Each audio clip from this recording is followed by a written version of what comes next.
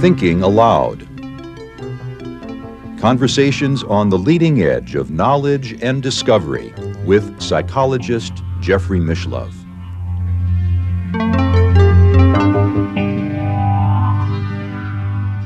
Hello, I'm Jeffrey Mishlove. Today we'll be exploring UFOs and parapsychology. My guest is Lance Mungia, who is a video and film director, producer, and writer.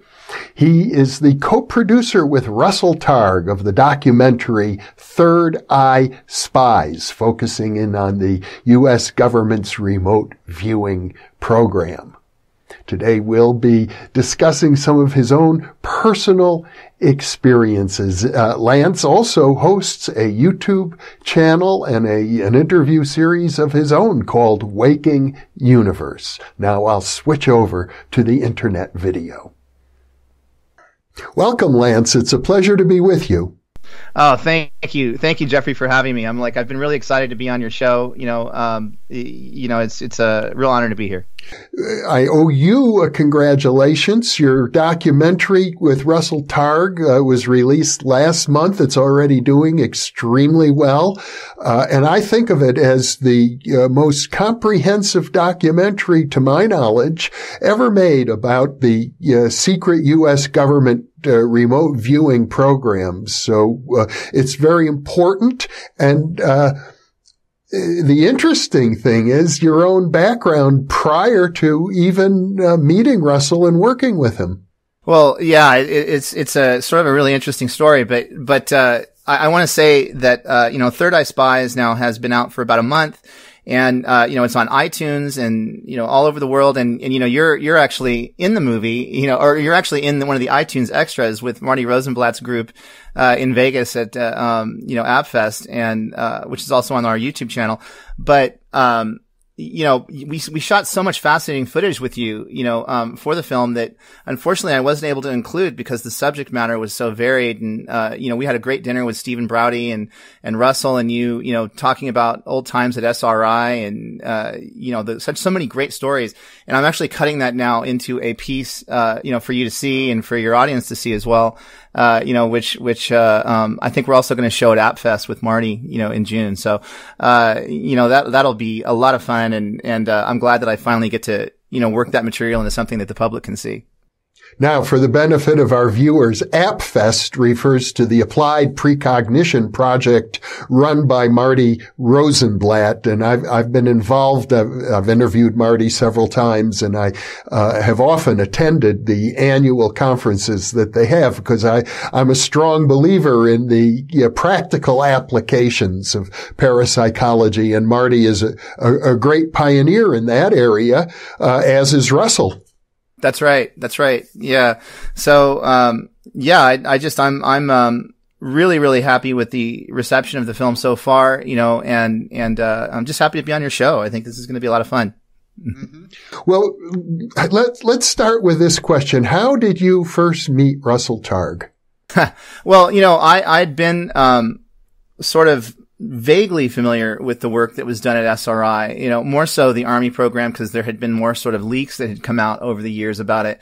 And, I actually got a call one day, from, a friend who said, there's this man, Russell Targ, who, has a screenplay and he would love to, talk to you about it. And I recognized his name and I said, oh, sure. I'd love to talk to Russell Targ. And he had actually seen my film, my first, feature film, Six String Samurai on the internet. And there was like a bootleg copy of it floating around, YouTube or something. And he had seen this and thought that I was a good director. And so he had actually a completely different project that he wanted to, talk about. And I said, I'm happy to give you notes on that. I'm happy to read your script. But, I think the really interesting story is the work that you did at SRI and sort of improving sort of ESP. And, that would really be, I think, the big story here that we should maybe discuss. And he said, well, that's an interesting thought. And, Ingo Swann just died last year. And, that really concerns me because a lot of the people involved are getting older and I would love to be able to document their stories. Why don't I fly out to LA in a few weeks and then we sit down and talk about it? And so he did. And that turned into a 3-day marathon sort of session, where the stories just got more and more incredible. And I was just going, is this all for real? You know, my first thought was, is this all for real? And my second thought was, are we in any danger in making this film? Because, is somebody gonna, try to shut this down because it sounded so incredible and, there was so much classified work. I mean, basically Russell showed up at my house, as I said in the first, sort of intro of, Third Eye Spies, with just a big, briefcase full of documents and videos and things. And he just started laying out like all of these, photographs and target comparisons and stuff. And I had had enough of my own sort of bizarre experiences in life, I guess you could say, that I was open to all of it. But at the same time, my skeptical mind was going, okay, if all of this incredible stuff actually happened, then why isn't mainstream science taking this more seriously? Why don't I know more about it, even though I have sort of followed this to a small extent at the time? And I finally realized the only way we were going to be able to do the film is to get as many voices into the film as possible that had actually been there as firsthand accounts. The key people that a lot of which had never come forward, people like Ken Kress and Kit Green, who had only come forward sort of marginally, and we're talking about CIA personnel. That's right. Ken Kress was a undercover physicist, who was working with SRI, and Kit Green was the former contract monitor for the program, and then later became the director of life sciences for CIA. So, these were very serious people, and it took me months of going back and forth with all of these individuals, including like, Joe McMoneagle, who was the Army Remote Bureau, who I know you've interviewed several times, and several others, just to sort of gain their to create a rapport and gain their trust and sort of say, look, I'm going to do a movie that is going to represent this honestly and well. And it's not propaganda. It's not, spin. It's not sensational, because it doesn't have to be sensational. It's like the reality of what happened is enough to carry this in a sober way. So, that was really my goal as a filmmaker, to create something that would last for history, because of the fact that I just felt like this has been constantly downgraded in terms of what was done. Just the other day, I was talking to an agent, and I just kind of halfway mentioned what the film was about, and he said, "Oh, I know all about that. Yeah, that doesn't really interest me. I know everything about that subject." And I said, I don't. You may not. You think you do. You may have seen, Men Who Stare at Goats or something, but that's not the story, here. And the real story is much more incredible. And I get that a lot. People think that they have this sort of whole idea and notion of what remote viewing is. Once we get out of sort of our bubble, of the people that are actually doing it, there's a lot of misconceptions about what it is. And, so I'm happy to try to correct the record on a lot of this stuff, because, what it says about us as human beings, I think, is very important and worthy of real discussion. So hopefully people will go out and see the film, and, cause that's how we're spreading the word about this, is just all by word of mouth. As I mentioned, it's a very important documentary with regard to the involvement of U.S. military intelligence agencies in the phenomenon of remote viewing. But what the film does not cover is anything related to UFOs, which I find interesting, because I know there's a backstory, and that UFOs have touched upon several different aspects of the work at SRI, but they were very careful not to go public with that. In fact, that's one of the reasons that I did the research I did with Ted Owens, because it was Russell Targ at SRI and Hal Puthoff who introduced me to that research, but they definitely wanted it out of their office. so they gladly gave me all their files and told me to follow up. But now you, Lance, let's talk about your early history in this area, because you have encountered phenomena associated with UFOs long before you met Russell Targ. I actually, we spoke about this in the pre-interview, and this is something that I actually never have talked about publicly, and something that for many years has sort of informed my work, but not defined it, in terms of me willing to sort of take full responsibility for it, because it's something that, especially once you get out, again, outside of this bubble, and me coming from sort of more mainstream Hollywood, many years ago, like, making other films, there's a hesitancy to come forward with this stuff, but it seems like now more and more people are being more and more open about sort of the phenomenon that they encounter when it comes to UFOs, when it comes to other things.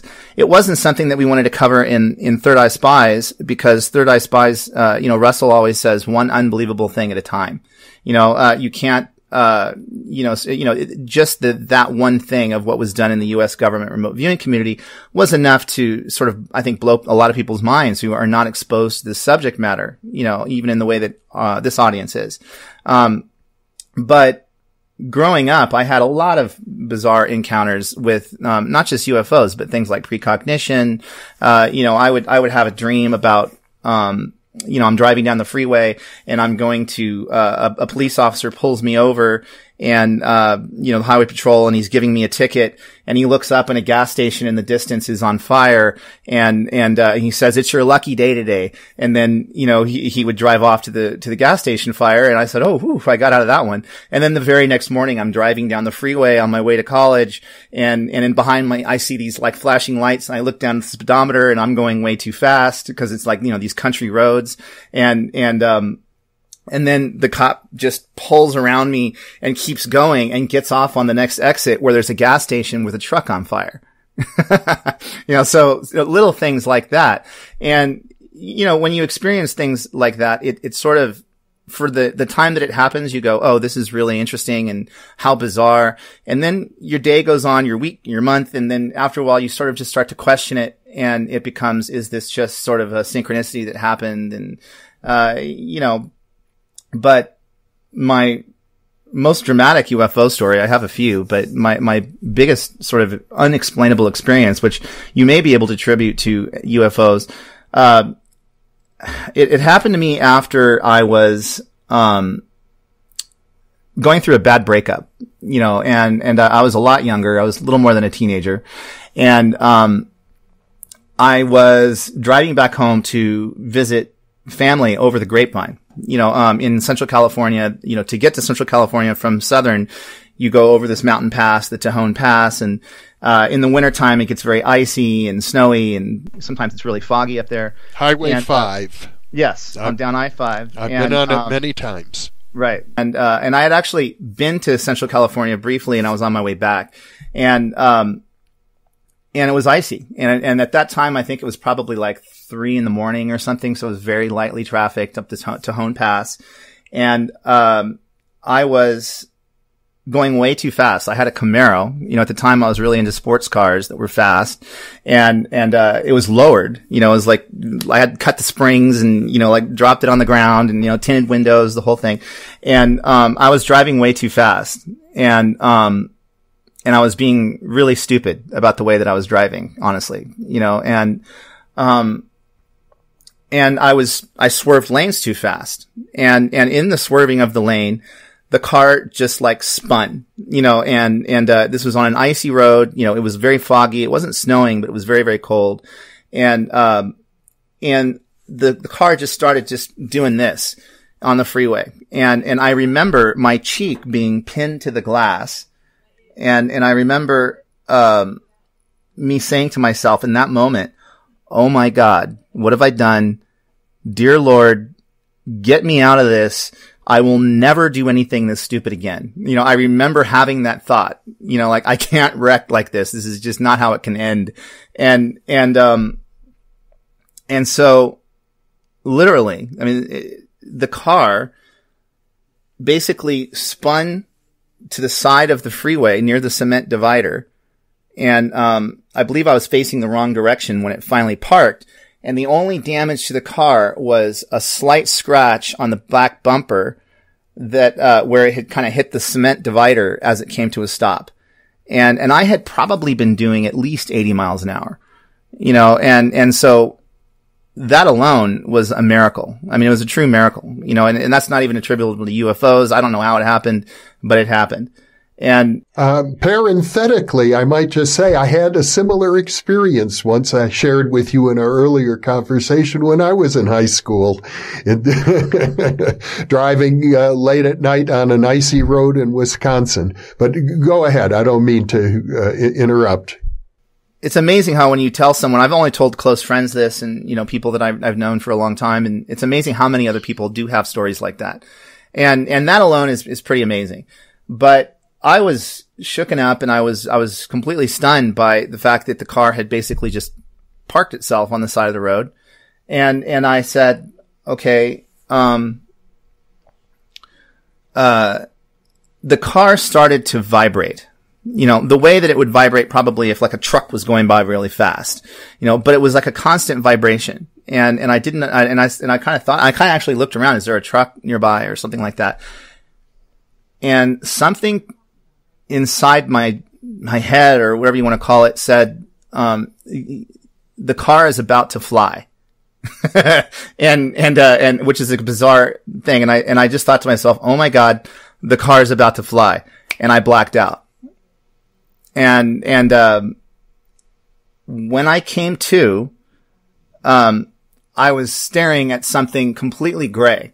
And I wasn't like, whiplashed or I didn't hit my head. I wasn't wounded in any way. But I'm just like staring like this up at something gray. And I kind of had the thought like, gee, what's that?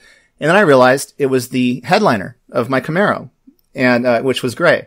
And so I thought, okay, it's the headliner. And then I kind of looked down and there was my bottle of water, which was open, about half full and unspilled in the, center console of the Camaro. And, I thought, okay, so I'm still in the Camaro. What the fuck? Sorry, no language, but, what just happened? And then, I kind of like looked around and there's still this kind of like fog everywhere because it was very foggy.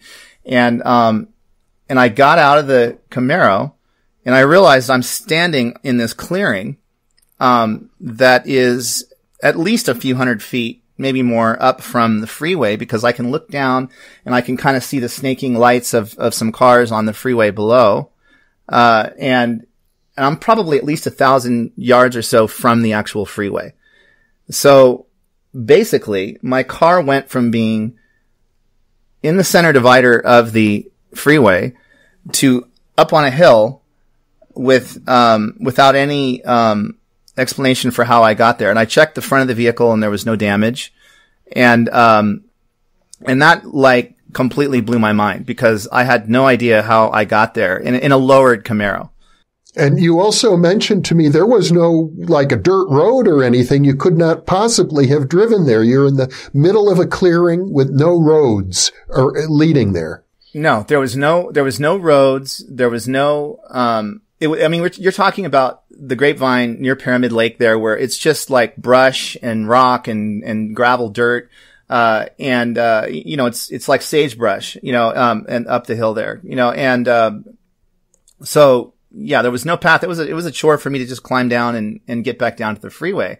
And, I was like completely, out of sorts. By that point, I was just like, whoa, I wasn't like upset, like, out of control. I was just like, what is going on here? And so I thought, well, I need to flag down, a car. And so I'm trying to like flag down somebody and there's very sporadic traffic that time of night, but people are just blowing by me and it's foggy. They may not even be able to see me. So I just started walking down the freeway and I eventually came to a call box and I called, on the call box, my car ran off the road. I need help. And then I just kept walking. Eventually CHP pulls up and, they hit the spotlight on me. They get out, like, is that your car back there? Yes. Okay, get in the car. They drove me back around. They said, what would you like us to do? Would you like us to call a tow truck or, and I said, yes, please. Can you call a tow truck? So they did. And they stayed with me there. And, the tow truck driver came in this big old, flatbed, truck with a winch. And he had to like winch my vehicle. The only way to get it down was to winch it up on the hill and then drag it down the hill. And in the process of doing that, they completely screwed up the undercarriage. They bent up the A-arms. They really messed it up.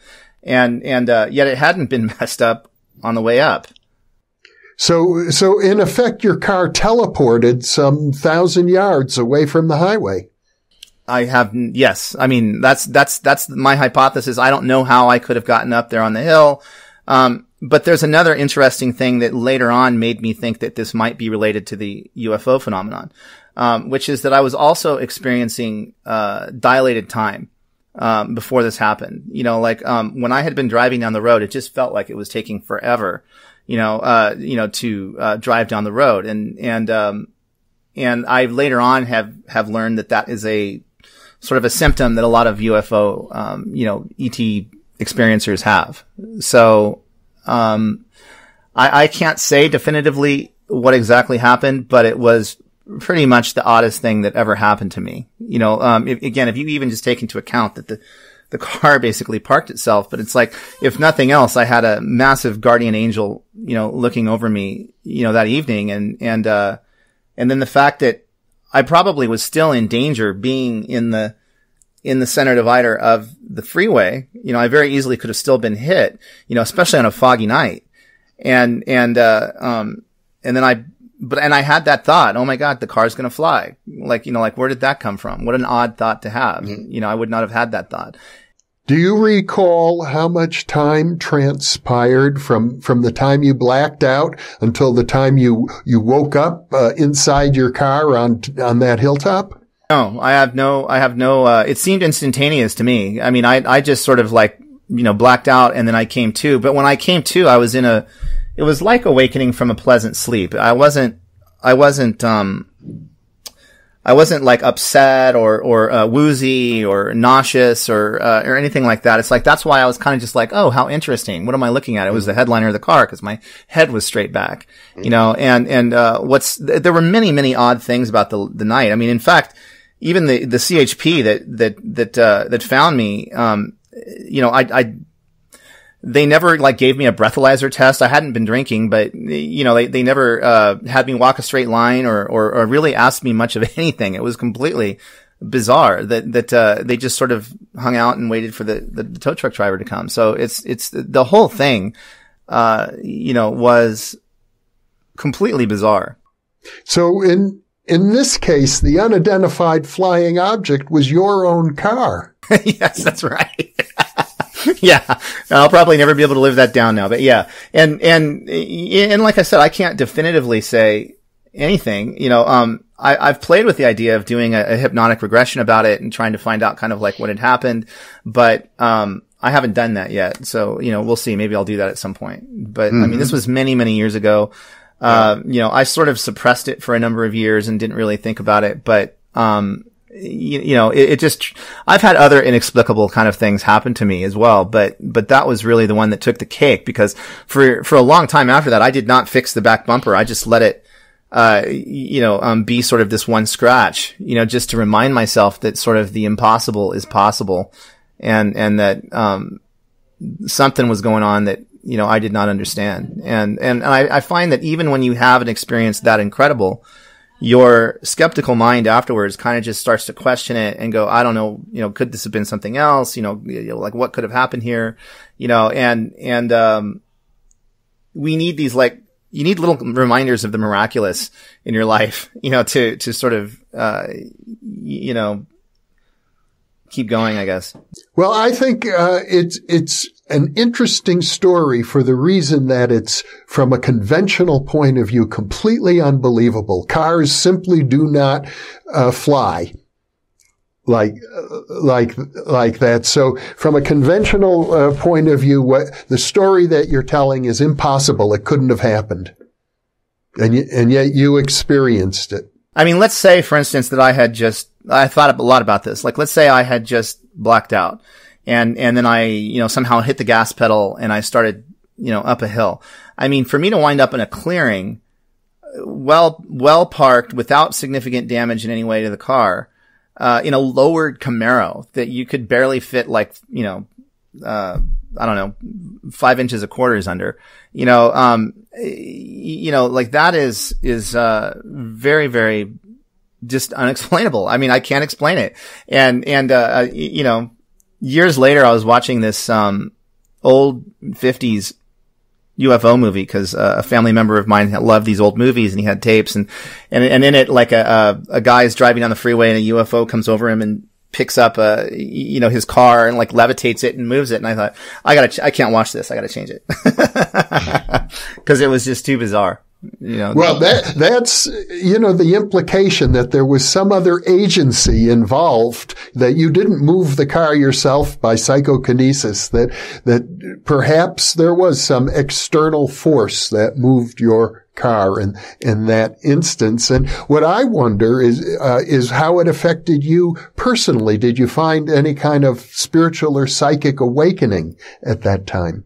Well, that was another thing. I mean, at that time, I was sort of already going through a sort of a psychic awakening. I wouldn't have said that it was a spiritual awakening because I was very young at the time, and back then, the internet was just getting started. I did not know about things like your show or other things that were out there that could possibly be alternative explanations. So anytime I would have a strange experience in life where I would know what somebody's going to say before they say it, or I would know to go left and right and, like things like that. I couldn't explain it. So I tended to discount it, because my background came from, was very conservative. I mean, it was not all of this kind of stuff. So, I always would tend to discount things. And, and so at the time it was very traumatic to me because I didn't understand it. And there were other things that I didn't understand that I had been through. And so I was already having this sort of it was a very rough period in my life, honestly. Yeah. And I had a few periods like that. And then I would tend to sort of suppress it completely, concentrate fully on my career, on life in general, and just not think about it. And then other things would come along and just say, knock, knock, reminder, this is here. And I would go, okay, well, maybe for a while I would pay attention to it and then not. And, it wasn't until I actually took up meditation many years later, that I sort of decided and found kind of my focus and my ground to kind of fit all of this stuff within my worldview. And it took a long time for me, that's when I decided to kind of start reading, and I read a lot of, texts, from sort of the ancient religious texts to, modern day, esoteric texts and, things that are sort of out there that you can kind of wrap your head around. And a lot of that really resonated with me, and it also gave me a better appreciation for the UFO phenomenon. Because what I realized was that for the most part, you can't be an advanced civilization without some spiritual sense of who you are, because eventually you get to the point where you wind up destroying yourself, because you consider yourself either a victim or a bully or, something that is sort of not in balance with the rest of the universe. And so that sort of realization was something that actually I had thought about for many years, even as a child, was sort of like, what's our place in the world? Like, who are we? And growing up initially, and I think I probably had other encounters, with non-physical beings, spirit, UFOs, you name it. And I think that initially that really scared me, because I had no context. So, I would think, oh my God, am I going crazy? Is there, what is it? I can't talk to anybody about this. If anybody that I would mention it to, you go talk to a priest or something about it and they just say, oh, that's the devil, stay away from it. So, that was all very confusing to me growing up.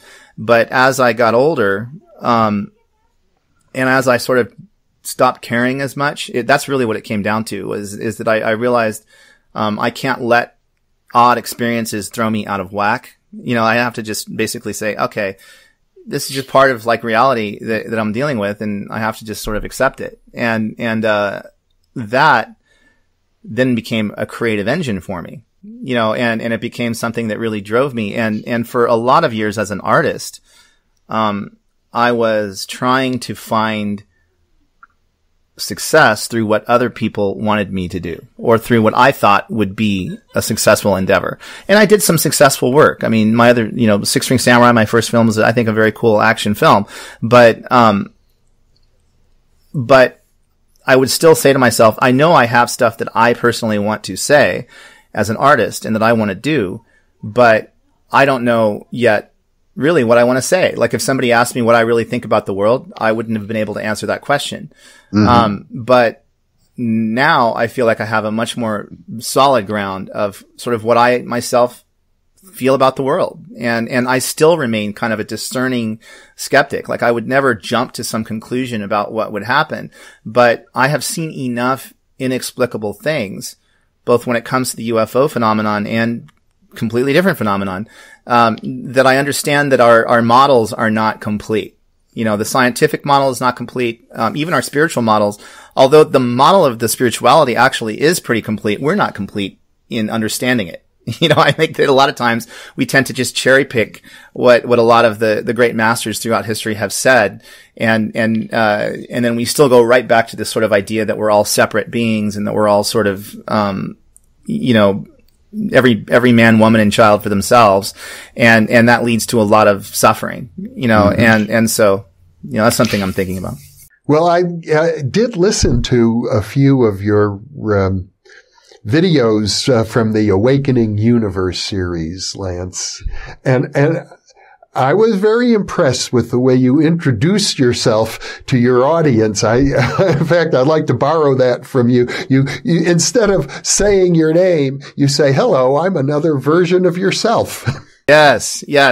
And that is something that, has plagued me for many years, is this idea that we are all connected. Long before I met Russell and I got involved with the film, I think that idea is what drove me to keep making the film, because I think that is sort of the underlying idea of all of the evidence that came up through SRI that appears in Third Eye Spies. But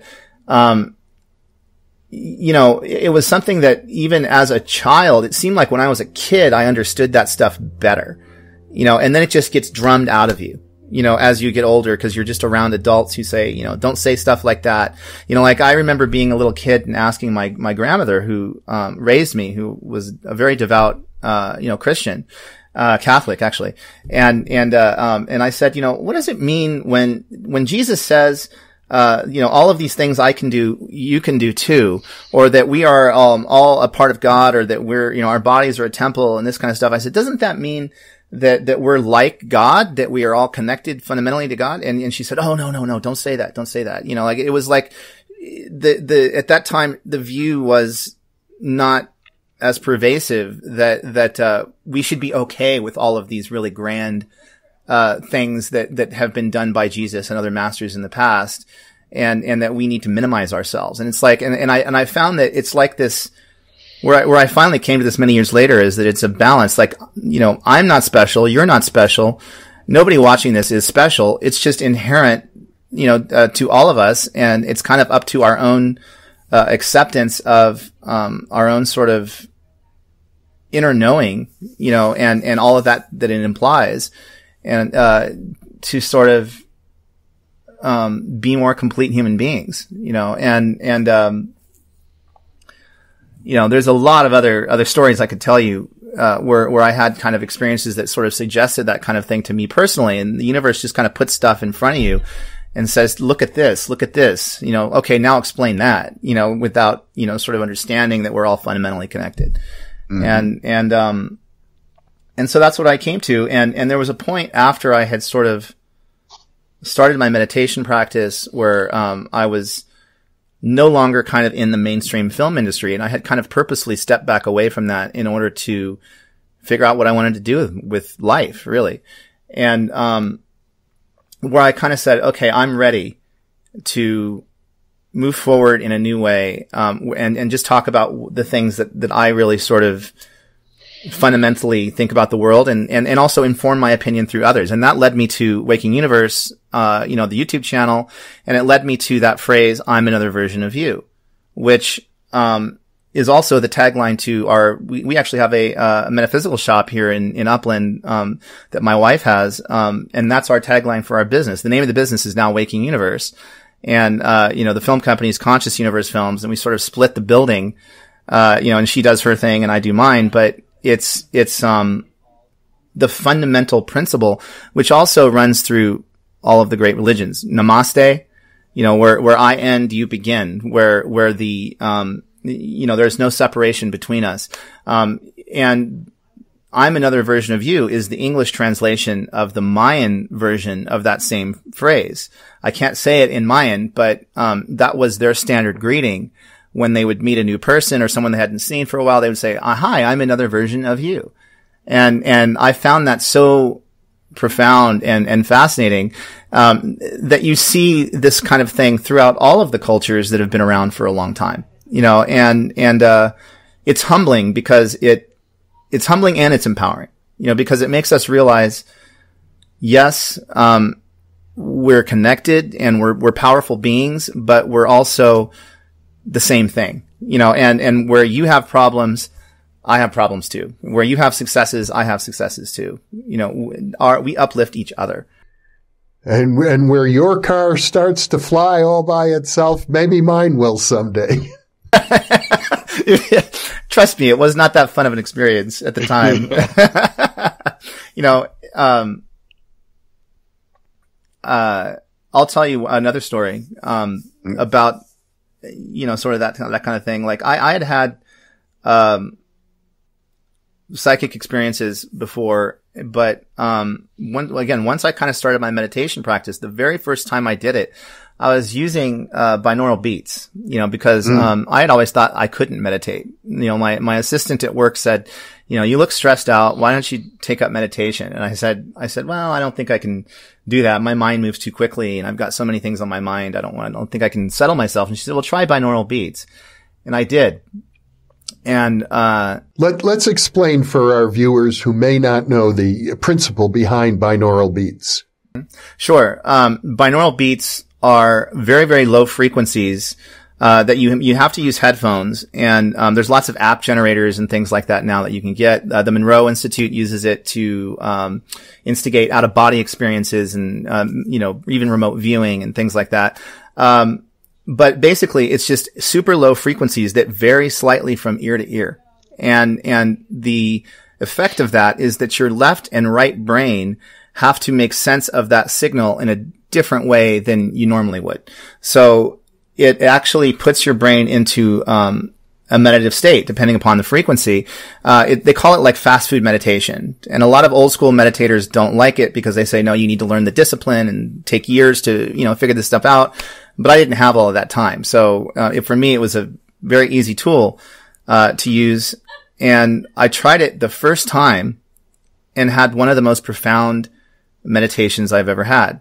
And basically it was my grandmother and I had a vision of my grandmother and I walking down a sidewalk where I grew up in Arizona. And she said to me, how much do you love me? And I said, all there is, Grandma. I love you. One arm all the way around to the other side of the world. And she kind of laughed. And this was a real memory that I hadn't thought about in years. And then the scene shifted again. And now she's on her deathbed. And, she was in her 90s and she had dementia. And, I had been very responsible for, her end of life care, in terms of, finding a place for her and everything. It was very, very difficult for me because it was a very slow unwinding process. And I felt very guilty about, having played a role in sort of putting her in this facility that was taking care of her because she didn't want to do that. And I found her asking the question again, how much do you love me? And I said, I love you. And then she said to me, I love you. And then I said, I'm sorry. And she said, I'm sorry. And I thought, yeah, you did put me through a lot of crap actually, and then I said, please forgive me. And she said, I forgive you. And I said, I forgive you for putting me through all this crap. And then she said, thank you. And I said, thank you. And this became a feedback loop in the meditations, just kept repeating. Scene shifts again in my head. Now there's like this silhouette over me, holding me down. And this was another memory that I'd had as a very small child, being so scared you wake up and you can't even scream, that this solid silhouette is holding me down to the bed. And it was in a dream that I'd had when I was a child. And, it was so shocking this is sometimes called night paralysis and is often associated with UFO type, or alien encounters. After this, I have another story about that. But the thing is, it almost shocked me out of the meditation right then because it was so scary. And then I said, but I didn't do that. I actually just kept repeating that mantra. I love you. I'm sorry. I forgive you. Please forgive me. Thank you. Over and over again. And the silhouette, the face comes right down close to my face like this. And as it does, it's almost like as if there's a shaft of light here and then the face comes into the light. So now I can see who it is. And it was my face. It was me. Mm-hmm. And at that moment, the binaural beats ended and I came out of the meditation, and that was probably the most profound moment of my life, at that moment, because I realized, oh my God, it was me. The whole time I had been holding myself back. I think I had limited myself in my career, in life in general, because I had felt guilty about, certain things with my grandmother and having to have put her in this facility when, many years earlier she said never put me in one of those places because they used to be insane asylums when she was a child. That's where they would put people who had dementia and that kind of thing. So it was incredibly liberating for me to realize, she didn't want me to suffer. She's not sitting there looking down on me going, I'm so mad at you for doing that. It was just me, and that actually was the first sort of time that I thought about this idea of, hi, I'm another version of you, because it just said to me, whatever problem you're seeing in the world, whatever problem you're having, it's all just related to something going on inside of you, and that's a statement that is easy to say, very hard to actually adhere to, because in life just gives us all of these amazing challenges that we have to go through, and where we're dealing with our own ego and all of this stuff. But here's the kicker, and this really did it. About 3 days later, I went to a metaphysical bookstore for the first time in Pasadena.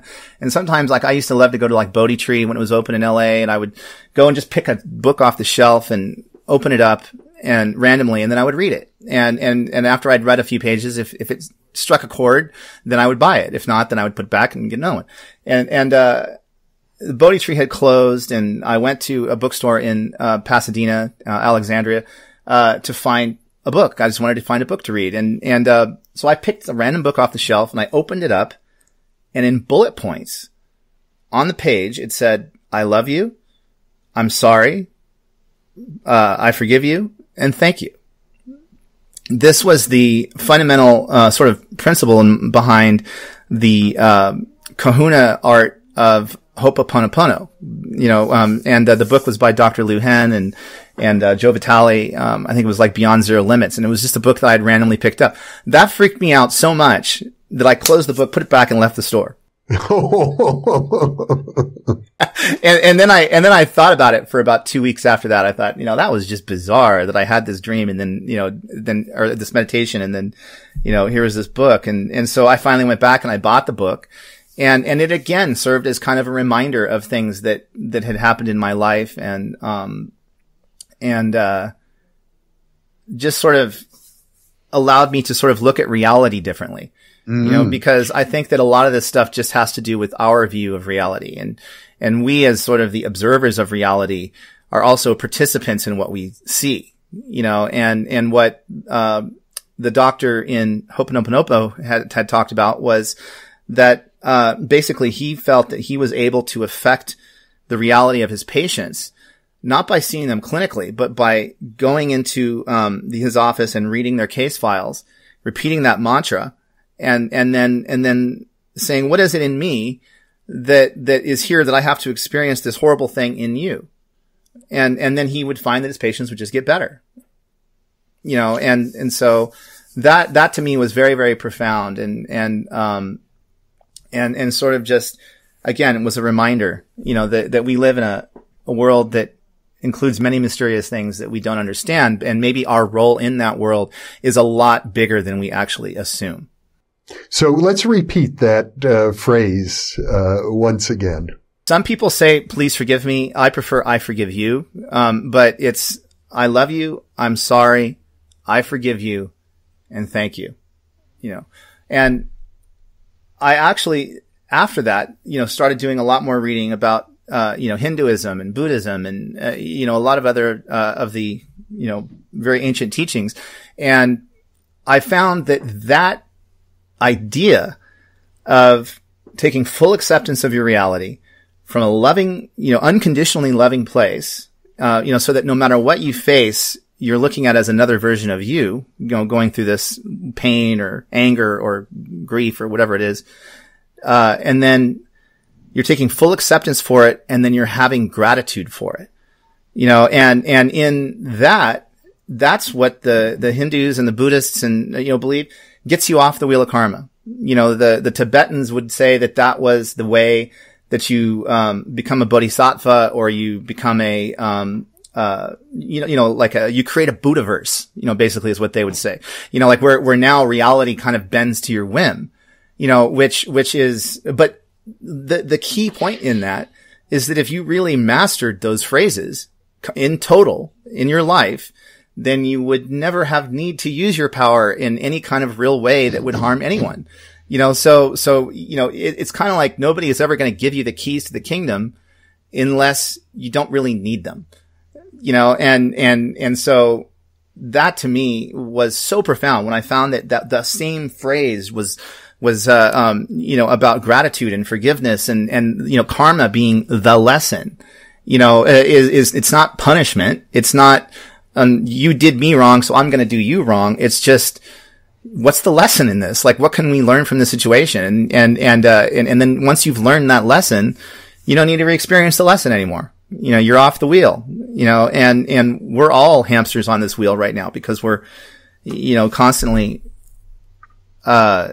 inundated with negativity in life. But that was truly profound. Now, I think you mentioned earlier that there was another UFO type encounter you had. Well, I actually, several times when I was growing up, I would have dreams about ETs, just dreams. And I was always into sci-fi, loved Star Wars, loved, huge comic book collector, any kind of sci-fi movie, even if it was horrible, I would watch it because I just loved that kind of stuff. So that always inundated my imagination. But, one particular time I have a distinct memory of, very close to that night terror you were talking about, of a being, in front of my face and, with these almond shaped big eyes and them jabbing something in my nose. Like I was being jabbed in the nose. And, I woke up, the next morning with a nosebleed. So it was very odd, and I can't tell you if for sure it was a dream or what happened, but I found that the nosebleed was very odd, especially after I had just. Well, and maybe the nosebleed precipitated the dream on the one hand. On the other hand, it's very reminiscent of the kind of experiences reported by Whitley Strieber and many other supposed contactees. Well, that's really the kicker to the story is that I was not really familiar with that kind of classical image of an ET, the Greys or whatever you call it. It's possible that I'd seen it somewhere in literature or something, but I wasn't really that familiar with it. It was shortly after that Communion came out. And I saw that book cover, at the mall and then I saw the film. And that freaked me out. That really freaked me out because it was not just a random image I had in my head, but it's like it was kind of followed up by the fact that other people had also seen the same thing. And again, I grew up in a very rural farm town in Central California. My family were like third generation farmers, so, this was about as far away from my daily reality as you could possibly get, you know, and so that was very, very, strange. And it wasn't the only, you know, time that I felt like I had lots of sort of experiences, always, usually through the dream state. You know, like I found that through dreams, I would have a lot of contacts and, you know, like getting back to the Third Eye Spies for a minute, what the research suggests that Dean Radin and others are doing now, what Russell and Hal did back in the day, is that your consciousness extends to every single point in space and time. You know, like it's not limited by distance. It's not limited by anything. So when we understand that, then communication, possibly even to extraterrestrial cultures, becomes just as easy as you and me talking right now. You know, it's just like basically we may be getting the phone call all the time. Hello, hello, talk to us. And we're ignoring it because we discount it as noise. You know, and instead we look out into outer space using a radio telescope looking for radio signals.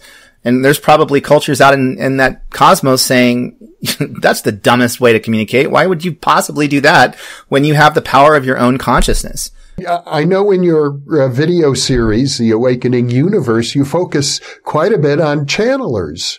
Yeah. And you know, my view on channeling, is very similar to the way I would feel about somebody under a hypnotic, regression, you know, is that the information is there. If the information is worthy and it's good, then I don't care what the filter is that the channel or the medium or the person is using to give the information. I don't take anything completely as whole cloth truth. You know, like I tend to be an enlightened skeptic and kind of say like, okay, well, I'm listening. And if it resonates with me, I'm going to take that information. If it doesn't resonate, then I won't. You know, I've interviewed, Paul Selig, you know, who is a channeler, also an award-winning, playwright. You know, he had, taught college in New York for years and, I had stumbled, you know, the day that the Bodhi tree closed, you know, I ran across his book, I Am the Word, which, completely synced up with everything else I was just telling you and all of the other experiences that I had already had. And I found it so fascinating that I actually tracked him down on Facebook. And when the next time he was out in LA, he flew out and we did an interview, in the studio, you know, you know, Daryl Anka, Bashar, like, you know, that's like my most watched YouTube, you know, show on Waking Universe. And Daryl, even he says, you know, he says, I don't even know where this is really coming from. You know, I'm told this is an ET that I'm talking with, you know, that's talking through me, but it doesn't really matter to me because if it's good information and you can wrap your head around it, then great. You know, if it's not, then move on, you know, and I am not actually 100%. I mean, I don't know what the mechanism is where all of this kind of information sort of comes from. But what I do know is that we as human beings often need filter systems in order to get stuff done. You know, like we need to have confidence in what we're saying or in what we're doing. And if it makes that channeler more confident, you know, because he has created this connection to something else, whether it's inside of his own head or if it's someplace else, he's still accessing and pulling down sometimes interesting information. At the same time, I've read plenty of channelers and things like that where I feel like, the information is almost corrupted in a way, you know, and I think that has to do with, maybe the intent of the audience, maybe the intent of the channeler, you know, like in the Law of, One series, you know, the, channeler there that was channeling, she said it was like a raw thing, says that oftentimes the channeling that she would do was influenced by the questions being asked. And if somebody was asking a lot of really scary questions and was in a very fearful mindset, then they would probably get more fearful answers, you know, and, even Edgar Cayce, who is the most well-known channeler, you know, in history. I mean, the most well-documented, huge fan of Edgar Cayce. But even he said, you know, anytime you do something like this, it's about your intent. You know, and you know, whether you're meditating, whether you're channeling, whether you're talking to an ET energy, whatever you're doing, you need to start with the most unconditionally loving intent you can come up with, because then you get the clearest information. You know, so oftentimes when a channeler or a psychic or someone like that will say something like, the big comet is coming towards the Earth tomorrow. We're all going to die, or the sun's about to explode, or Nibiru is about to hit, or the evil ETs are about to take you over, or whatever. I always say to myself, I doubt it, because time and time again, those things are always sort of the most corrupted version of probably what will happen. Doesn't mean they're totally wrong. Like Casey talked about, part of Japan falling into the sea and lots of millions of people dying in this giant wave. And he identified a certain part of Japan, and that happened many years later, but not the way he said. He was looking at probably the biggest psychic splash, the biggest outcome of that. So yeah, I think that, again, our own consciousness always winds up being sort of the key factor in the information that comes through. Lance Mungia, this has been a very enlightening, wide-ranging discussion. I know we started out with the idea we'd focus in on UFOs, but we've really covered much, much more, and maybe that much, much more is really the key to understanding all of the phenomenology associated with UFOs. Yeah, I think that when it comes to UFOs, like if we talk about Ted Owens, I've thought a lot about Ted Owens. I mean, you gave this talk, and I think it was 2015, that I heard about Ted Owens, and your book PK Man, which is a whole other interview, and we need to do this again, you and I to talk more about this. But the thing that concerned me the most was his connection with the ET energies and sort of the recklessness in which his potential PK ability had an impact. Was he just predicting it, or was he causing it? And if he was causing it, can you take him at his word that it was coming from an ET energy? I tend to be kind of Pollyannish. I'm a little bit of an optimist, when it comes to ETs. Not to say that probably every ET culture is wine and roses and wants only the best for this planet. I think it would be more likely that it would vary from looking at us like an anthill, from a strictly scientific observational standpoint without any real emotional involvement, to people who are actually, yes, trying to help us. And I don't really subscribe to the whole sort of, overwhelmingly bad alien agenda or something like that. I mean, there's always a few serial killers in the mix, but they're not the norm, That's more of my take. And I think that being exposed to an extraterrestrial energy, just like going into a lab at SRI and being exposed to a big scientific lab and having Russell Targ or someone like that say, it's okay to be psychic. Everybody's psychic. You can do this. And then all of a sudden people can. When you have something truly incredible happen, whether it's being able to remote view for the first time and realizing that this is real from personal experience, or whether it's seeing a UFO in the sky or having some other extraterrestrial encounter up close, that completely blows the hinges off of your worldview. It just completely destroys what you thought was reality. All of a sudden, you're no longer in this tiny little box. Now your world's way expanded. And as a result, most likely, your human abilities, including PK, are expanded. So was it that, I forget the names of the two, ETs that were helping him? Tweeter and Twitter. Was Tweeter and Twitter telling Ted Owens what to do and giving him this mighty power each time he asks for some bizarre request or he gets upset and wants to use his PK ability? Or was it simply that they unlocked something in him? And was this a filtration system that he's using to just enhance his own PK, or is this something that was basically, did he just have this encounter and they said, knock knock, guess what, dude, you can do cool stuff, like we're just here to tell you about it, and then he took that and then he was irresponsible with it. Yeah, it's a real mystery, but there are those who would argue that he handled it very responsibly, not so different from Moses calling down the 10 plagues on the Pharaoh of Egypt. Yeah, and there is a lot of evidence for that kind of stuff throughout the great books. I mean, again, Jesus said it. All these things I can do, you can do even better. Mm-hmm. And it's, but maybe I think that if you look at the UFO contact evidence, and there's a lot of it, and it's I would say at this point, it's undeniable that there's something really big going on.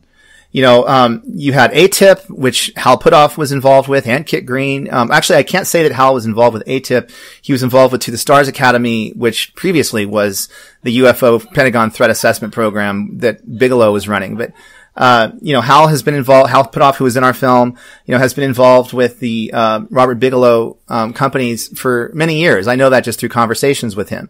So this is something that I think our government has taken very seriously at various times and stages. This is something that so many credible people have talked about. Pilots, generals, even the governor of Arizona with the Phoenix Lights. I mean, all of this stuff, so there's something going on. So then we really have to ask the fundamental question, why? And why now?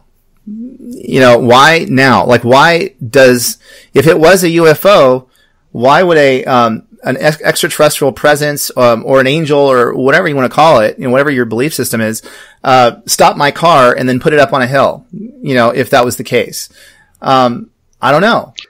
I don't know either, but it does seem like you've had a charmed life. Now, I've had a lot of bad things in my life as well.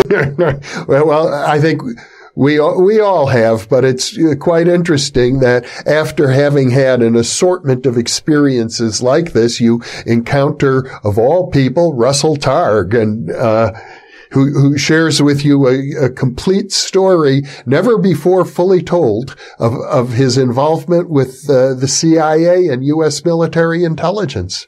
And it was all of these other events that made me open to that idea. And it was also my own skepticism of all of those other events, I think, that made me understand that the only way that the film was going to work was through the sheer volume of everyone involved. Because one person talking about this, just me talking about UFO contacts, like one of the reasons I haven't brought up my own UFO experiences publicly before is because me saying it doesn't make it true. Like there's so many different ways that somebody can just say, well, you were just loopy and you fell asleep and then, there you go, or whatever. There's a million different explanations.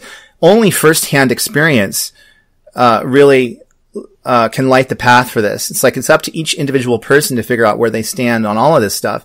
And, some people will never get it, and that's okay, but a lot of people have had their uncanny experiences, but they don't talk about it for exactly that reason, is they don't want to be ostracized and considered to be alone and lonely.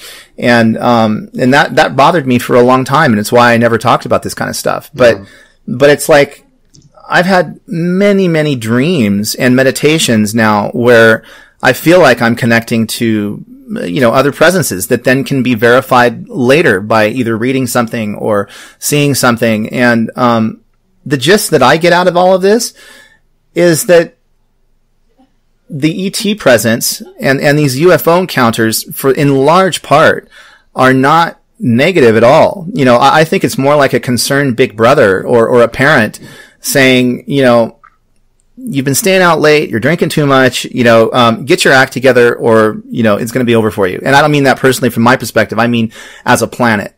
Yeah. Because we are at a point at this planet that the status quo cannot continue. Like we just can't. And it's obvious to anybody that's actually paying even just a little bit of attention.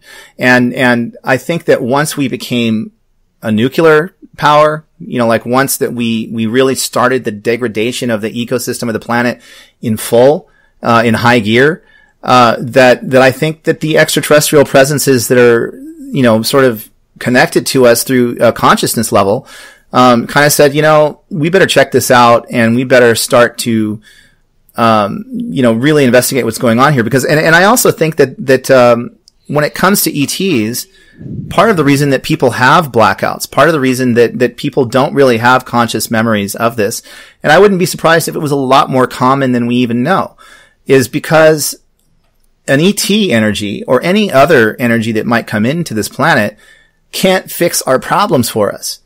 It's just like creating a spoiled child. It's like, oh, let me just always do everything for you and you'll never learn anything and you'll just continue to repeat the same mistakes over and over again. It's like we have free will. I mean, we can totally choose to ignore, who we are, and ignore any kind of connection we have to other energies. So the only way we can figure it out, and the only way they can kind of come in, is to maybe sort of suggest things, make observations and things like that. And also, just like the way that government is not monolithic, which is something that I thought when I started Third Eye Spies, I thought the government has this monolithic intelligence community, and the government knows everything that's going on, and there's a guy twisting his mustache in the background going, ha ha ha, I'm going to hide remote viewing from you. And then by the time I finished, and after I had spoken to everybody, including you, I realized, no, government, the left hand doesn't know what the right hand's doing, and there's many competing agendas even within the intelligence community. And the CIA may have every reason to torpedo the army program of remote viewers because they may be doing something much more interesting and they don't want the competition, and I think that you can also look at ETs that way, because I think when it comes to extraterrestrial presences, how do we know there's not, like one party may just be interested in, the degradation of the biosphere. Somebody else may be interested in our consciousness. Somebody else may be interested in something totally different. But the overwhelming evidence says, when it comes to UFOs, is that A, there's a link to consciousness there, and B, they're interested. In for whatever reason, they're interested in us right now. And I talked at length to Robert Salas, who is the, nuclear missile watch commander, in a nuclear missile base. And I think it was the, 80s, when, a UFO flies over his missile silos and instantly deactivates all 23 of them. And these are missiles scattered over a many-mile radius, each one on an independent circuit designed to withstand an EMP and considered to be completely impossible to shut down. So, and if I remember correctly, he said that they came back and shut it down 6 times. Yeah, very impressive. It certainly suggests that they want us to know something about them. Well, and not just that, but why shut down nuclear missiles? Why not shut down a power grid or something that would get more attention? I don't think that craft, or whoever was controlling that, I don't think their intent was to make a statement to the world. It was to make a very specific statement to our government, which was, you guys are playing with fire, literally, with these nuclear weapons. And if we extrapolate out the fact that our consciousness extends beyond our own skin, which I'm sure both of us can agree is. I'll accept that. It's a good working hypothesis anyway. Something like ESP is real. That's what Russell always says. Then we have to also admit that we are connected to non-terrestrial intelligence, should it exist. If it exists, then the same connection that we share would be universal, and as we know through remote viewing, the only limitation to that is our imagination, and the fact that, like, if I'm given something to imagine, even if I don't know what it is, if you can say, just imagine what I'm holding in my hand, then a good psychic or a remote viewer might have a pretty good chance of getting it right. So, if I know that there is life on a planet in Alpha Centauri somewhere, and I'm able to focus in on that, then why can't I create the same sort of link and communicate? The only reason I'm not doing it is because I don't know about it.